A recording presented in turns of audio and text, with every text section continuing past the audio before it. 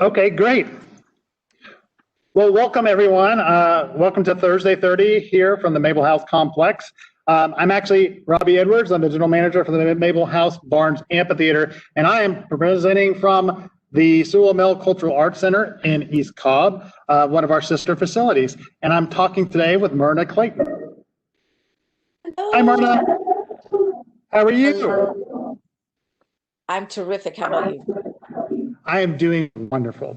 So we wanted to talk with you a little bit this morning about your background growing up, what you've got going on, some of the very interesting facts about your life and your career, and then kind of your nonprofit arm and what you've got going on. So I wanted to start and ask you kind of give us a little details about growing up in Atlanta. Wow. I grew up in Atlanta proper. I went to all Atlanta public schools, Overthrow Elementary, Peyton Forest Elementary, Sutton Middle School, and then went to North-South High School, which had a school of performing arts. It was a high school that had a school of performing arts there. Okay. Wow, I knew about side just from growing up in Atlanta and how it was a magnet program and is really kind of widely known for their program, and that's wonderful. So after you got out of high school, what did you do? Did you go on to college, or what was your career path? In high school, I played flute. I did not sing. I was in the music program, but not in performing arts. I played the band, and very good at playing the flute. I played flute since sixth grade. Was involved in student government. And so I left when I finished high school. I went to college in Alabama at Alabama A&M University, received an academic and a music scholarship. And so I was in the band and marching there. Again, never in the chorus program. I love the band. I'm a band. I am in the band. And love the band. And so you make great friends in the band. I mean, you have instant friends no matter what. If you come in as a freshman in high school, you instantly have, seniors as friends. You know what I mean? In the band, it's wonderful. And that's the same case in college. And so anyway, right after college, my aspiration was to business. And so I went straight in and got an MBA from Atlanta University. So I came back to Atlanta, got an MBA, and then actually graduated with my MBA in May, got married in June, and in July, my ex-husband and I moved to Wisconsin. And oh, wow. I worked in Wisconsin at a company called SC Johnson & Son. That's a huge family-owned business in Wisconsin. That's a multinational business there. They make products like Aid and Raid and Pledge and Edge Shaving Gel, all kinds of products like that. And so I worked in market research and marketing there, and was in Wisconsin for 7 years, and then moved back to Atlanta, and I worked for Bell South. Their new product, at SCJ, I worked in new product development. At Bell South, I worked in new business development. I worked in marketing there, and then eventually, mind you, I was singing, but I was singing in church. And so while at SCJ, I was like, I have this passion to sing, and no one knows that I sing. I want to do that, and so my intent was to move back home. And Bell South afforded me the opportunity to move back home to pursue music. They didn't know that, but I knew that. And so that's how I got back to Atlanta, and that's my career path. I eventually left Bell South and pursued music, and that was an adjustment. That was my bad. And I also have a passion in real estate. My ex-husband and I used to renovate houses, and so I did some things in real estate. I used to be part owner of a construction company. Oh my goodness! Where we renovated houses, and so that's my passion: music and real estate. And so that's kind of how kind of where things are, and then on and on and on. So I can answer. I'm an open book. So what steps did you do as you transitioned into your singing career? And maybe some steps like, how did you start out transitioning from singing in church to now, touring and all these other fabulous things that you're doing that we'll talk about in a minute? Well, there's a path for someone who's in their 20s, Mm-hmm. and there's a path for someone who's not in their 20s. And again, because I had work experience, my path and my thinking was different. And so I had to consider other things. And so the transition was one, financially, let's be real honest and candid. Yes.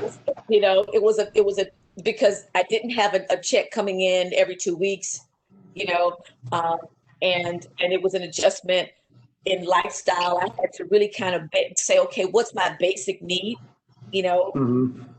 in terms of adjusting. And then looking at the industry, especially at that time, people weren't looking for someone that was my age looking to perform, for a quote unquote cover band, or I wasn't into theater. I was into performing, but not necessarily, acting, because I'm not an actor. I mean, I act, but I'm not an actor.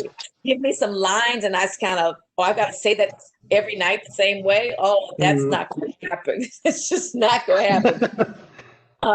And so the process of making that adjustment and really prioritizing what's important.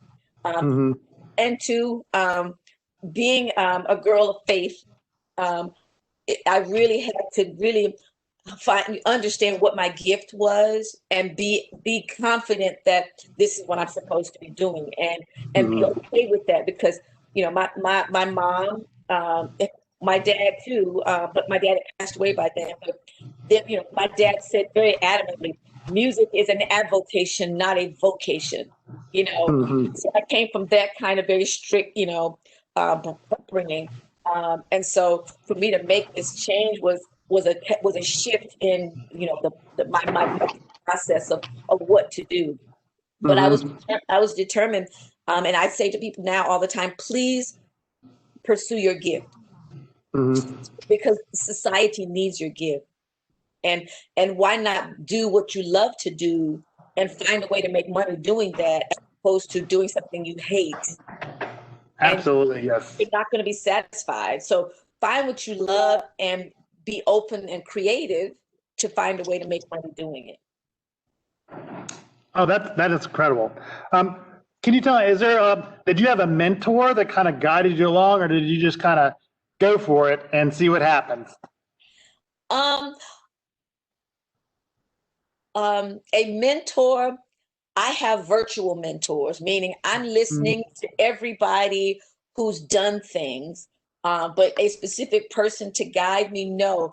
I now, because of my orientation in terms of business and my orientation in terms of, understanding corporate politics and stuff like that, I advise a lot of people now, someone to mentor me, no. I really had to, nowadays I say I go to YouTube University, because nowadays information is available. But before, I was literally, Robbie, asking everybody and their uncle, so how do you do this? I'm asking questions. I never assumed that I knew the answer. Because God blessed me to have experience in new product and new business development, I think conceptually. And so I know that I can think and think and think and think and never do it. You've got to get out there, do it, and try it. You can't just try to figure it out, because if you don't know what you're doing, then you don't know how to think about doing it, because you've not done it before. And so when you talk about mentors like, the different inventors, what was it? Who was it? Edison. He says, I didn't fail 1,000 times. No, I found 999 ways not to do it. Right. Exactly. Yes. And so I each time I learn what not to do, so I can go in this direction of what to do. you know. Mhm. So that's a different mindset than, oh, I failed and I'm not going to try anymore. No. Okay, I learned what not to do. I'm going to try this next time because I know what I want to do. And so even with and even with the types of music or the direction to go in, okay, I knew what I didn't want. Yeah, I did not want to be a background singer in a restaurant. You know, Mhm. some people like that. And so whatever you like, again, whatever makes you happy. My very first opportunity was I was in a club in a restaurant, and hi Robbie, while people were eating, it was my goal to have them stop in the middle of a bite and look. Mm. I Mhm. wanted I wanted them to pay attention to me and be so enthralled that they stop their conversation and they want to just enjoy the show. You know, Mhm. and so I knew that I could not be, where I know another young lady, she actually told me, she says, I love being the background sounds of other people's conversations. And I was like, oh, okay, that's not me, but you're happy. I'm yay. You know, Right. so everybody's different in terms of that. And then also my orientation, having grown up, my dad was a minister and a college professor, and my dad was a jazz aficionado. When I was, Mm. my dad played trumpet, and I say that when my dad was his happiest was actually when he was in his office and he was playing his trumpet. I knew he was going someplace heaven, and so I've always been around music. My I my dad's jazz collection has everything from Duke Ellington to Miles Davis to um, Dave Brubeck to just everybody, and he also had contemporary artists, and so the artist that I fell in love with initially, there were two artists. One was a jazz singer and one was a soul singer. The jazz singer, God rest her soul, she just passed last year, was Nancy Wilson. Now, mind you, Mm. I grew up listening to Ella Fitzgerald, Sarah Vaughan, Billie Holiday, yes, but I Mm. love Nancy Wilson. And other singer, the soul singer that I love was Minnie Riperton. And I don't know if you're familiar with Minnie Riperton, but her octave range is very, very, very high. Well, I just Mhm. like, they call it a whistle tone. I just like that. And so I began imitating her, not thinking that I'm doing anything special. I just wanted to do what she did, Right. and so I began doing that, not knowing that it was unique, and so my two Right. favorite singers, is I was exposed to that as a child. And again, not knowing that that was something like, wow, and so I love big bands. And so, I perform with big bands. Mhm. Um, You um, do. Yeah. And actually, we met many years ago when you were performing with a big band with Asa Walker at the Mabel House, and that's how we connected the first time, that's among many times. So. Yes, yes, yes. And I love performing with big bands. Big band remind me of being in the band because you have a part to Mhm. play. When I'm with a combo or my ensemble, there's a lot of liberty.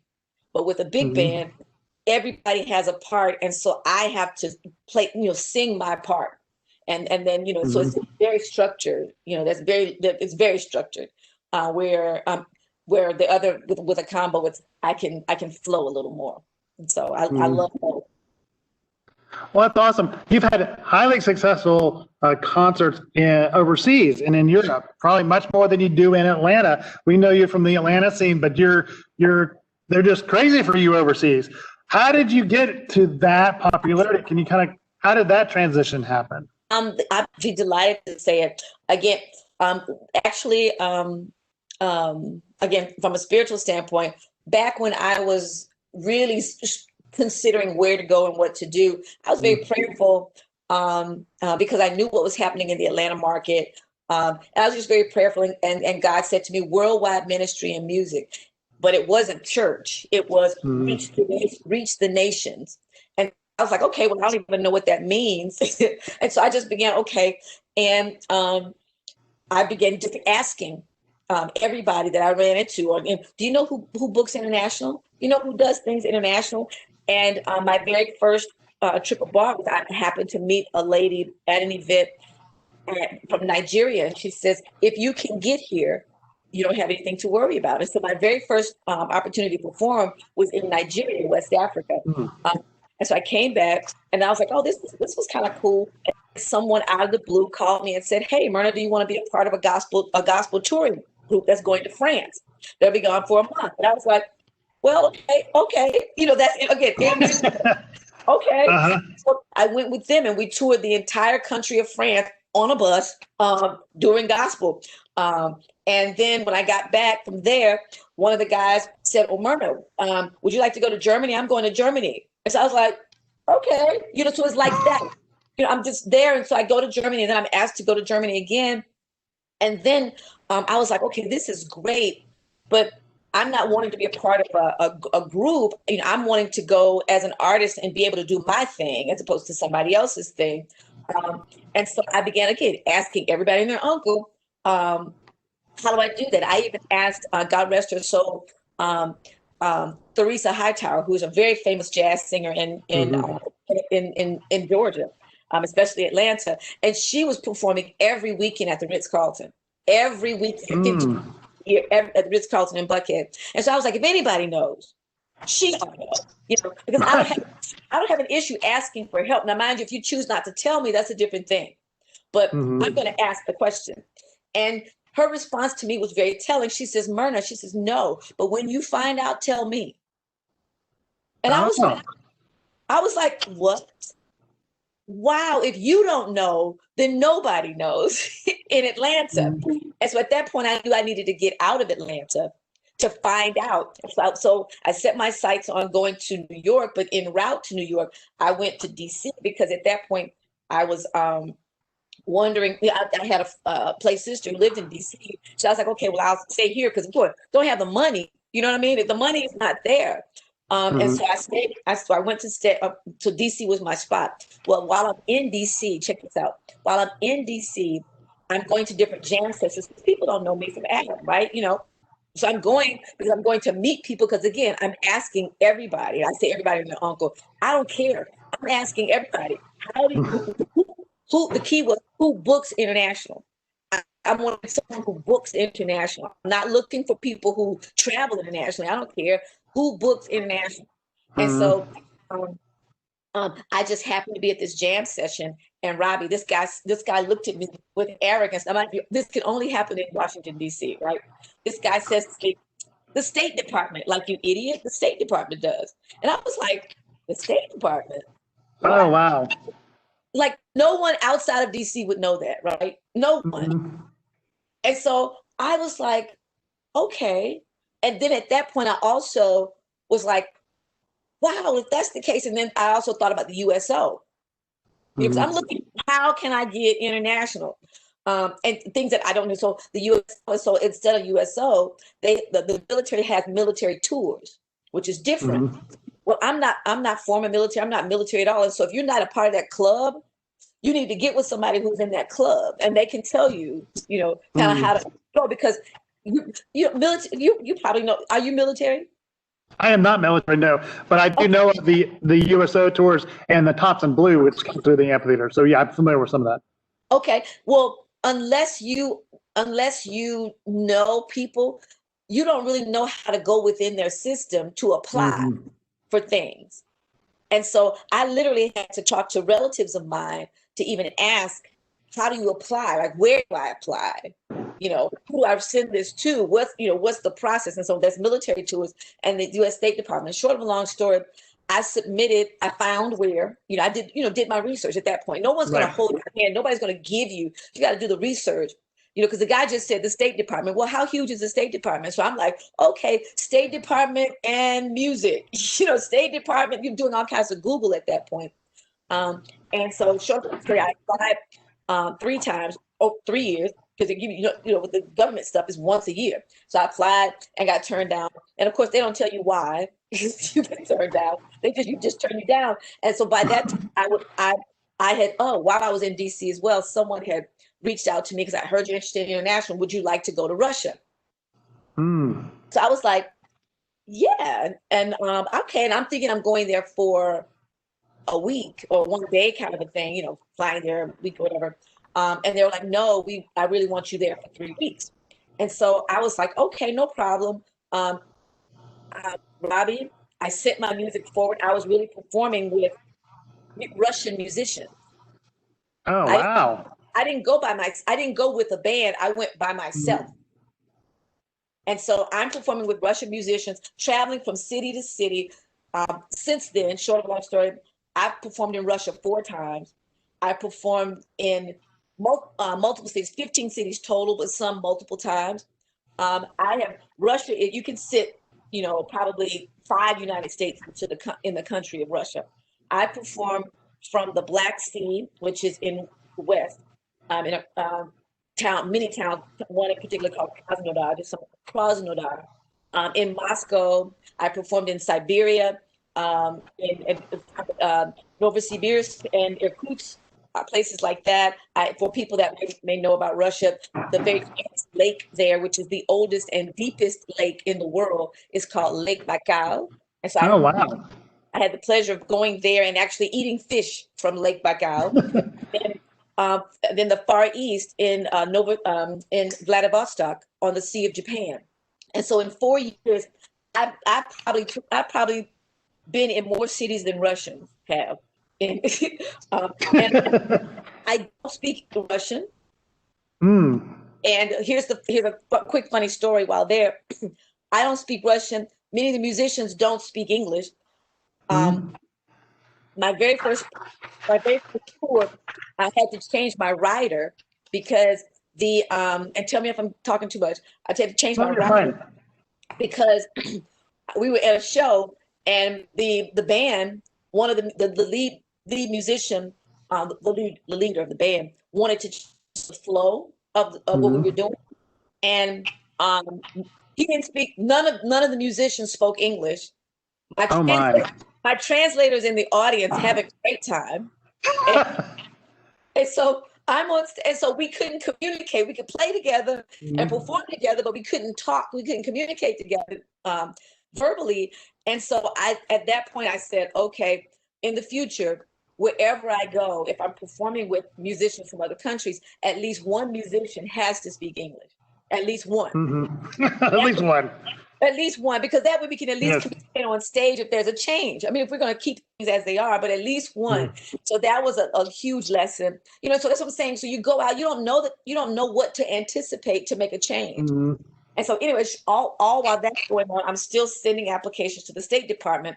Well, the third time I sent an application and they said, okay, we will, you can audition, so out of 400 bands that submitted for consideration, they invited 40 to audition live.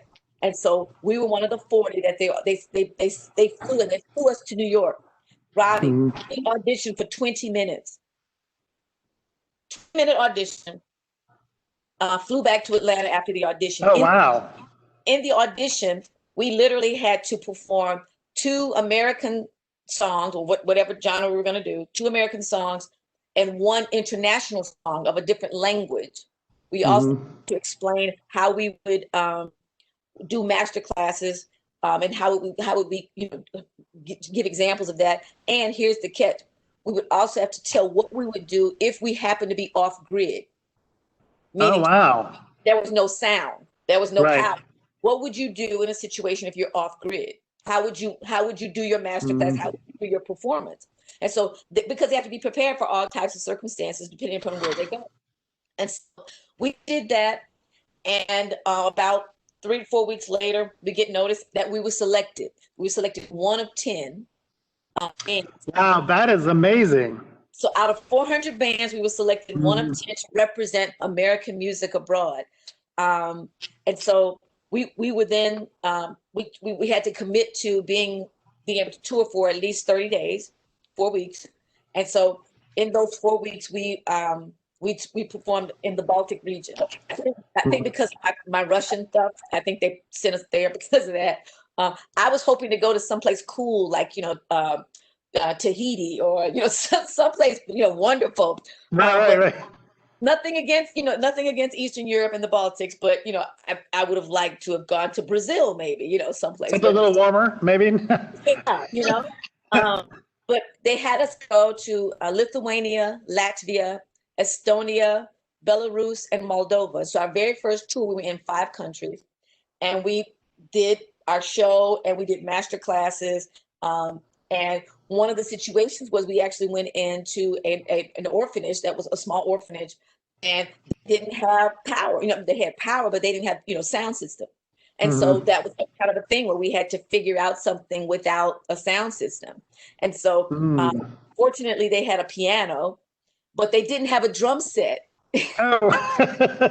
So, but they had a box. And so our drummer played on a box. And our bass player brought his upright bass, and of course the saxophonist. And so we did what we could do with what we had. So that was a great experience. Since then, last year we were invited to the U.S. Embassy in Namibia, Southwest Africa.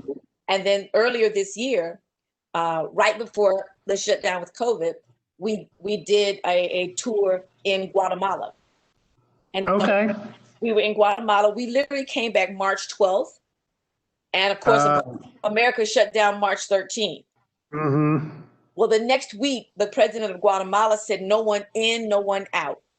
And so had we been there just another week, we would have been stuck in Guatemala. Oh, wow. But I'm sure the State Department had all that aware. So, they kind of know that stuff before everybody else does. And so we were cool. And so we got back. And so, yeah, I was just sharing with you, these relationships still roll. And though I'm not performing live, although I'm performing tonight live, yay. I've been invited to do the Czech Republic ambassador is visiting Atlanta, and so I've been invited to do a play at his reception. He loves jazz, and so they reached out to me, and my band and I. This will literally be my 3rd time performing live since COVID. Since COVID, yes. I literally in March I had 14 shows and 3 master classes to cancel immediately in March, and so my sidebar comment, and you can appreciate this: artists are not non-essential. That's right. We are essential, and I don't. If people did not have music and art to ease their souls during this season, then I don't know what would people be jumping out of buildings if it wasn't for music and art. And so for our officials to say that music is non-essential and entertainment is non-essential is ridiculous. And so it's been I've been on a rant. I am not non-essential. I am essential to the survival of everybody in this nation. And so anyway, all of that's my international path. Okay. Well, awesome. I know we're running short a little on time. I wanted to ask you about your master classes, and you shared this morning that you're still doing master classes. And why don't you share a little of your experience as we're pivoting COVID-wise on what we can do, and the honor you got, I think it was the night before last? Yes. The master class, virtual, figuring out how to use Zoom and other platforms musically, because they're not designed for music and the airwaves for music. And so my sound guy, Gary Harris, is learning in that space. But last night before last, I was invited to do a master class in Russia with an arts and disability festival called Inclusive Arts Festival. And I was asked to do a master class there. Now, mind you, they're 10 hours ahead of us. And so I was at midnight doing a master class that was hitting them at 10 o'clock in the morning. But I did this master class with persons within the disability community, and talking about jazz and talking about, and of course, when people think jazz, they mostly think of scatting from a vocalist standpoint. So we did a little scatting and improv, or at least I did, and asked them to kind of do it. And so that was fun. But I also just did a virtual masterclass 2 weeks ago, dealing specifically with scatting and improv, and teaching people about that. And so how people can participate is just learn and figure out how to do, again, your gift virtually.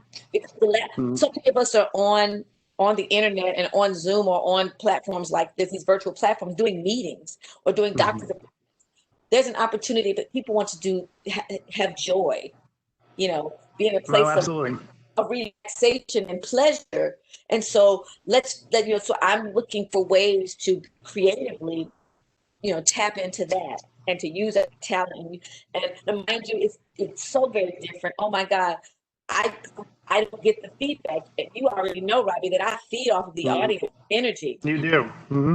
And so I have to, in my mind, assume this is how they're responding to what I'm saying. So even now, you and I have a great feedback, and so I'm feeding off of off of you. But in a situation where people have their Zoom cameras off and I don't see anything, then I'm like, okay, are you getting this?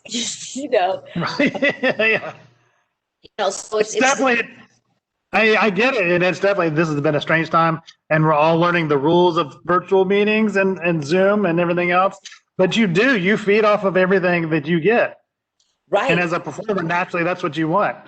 Absolutely. Absolutely. You feed that because that's that energy.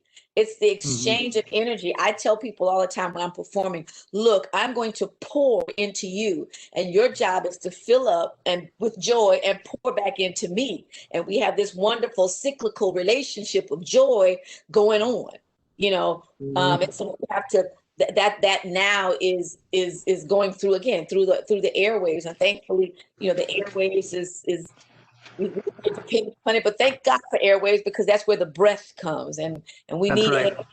We need to breathe. That's right. Well, we're running out of time. We didn't even get to your whole other career in the nonprofit, and I'd like to invite you back in January so we could talk about that at another Thursday 30, if you would be willing to do that. I would love it. In the meantime, in anticipation, if people could just simply go to showability.org.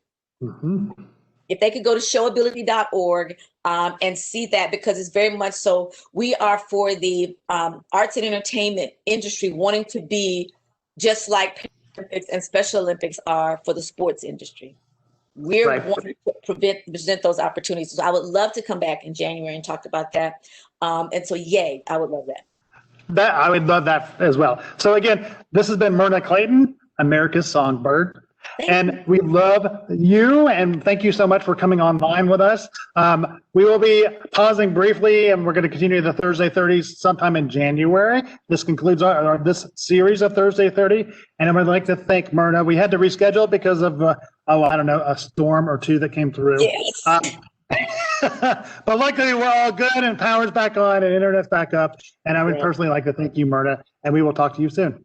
Robbie, thank you so much. I wish you the best of holidays, and all of your audience as well. Thank you. God bless you. Thank you. All right. We'll see you next time. Bye. Bye-bye.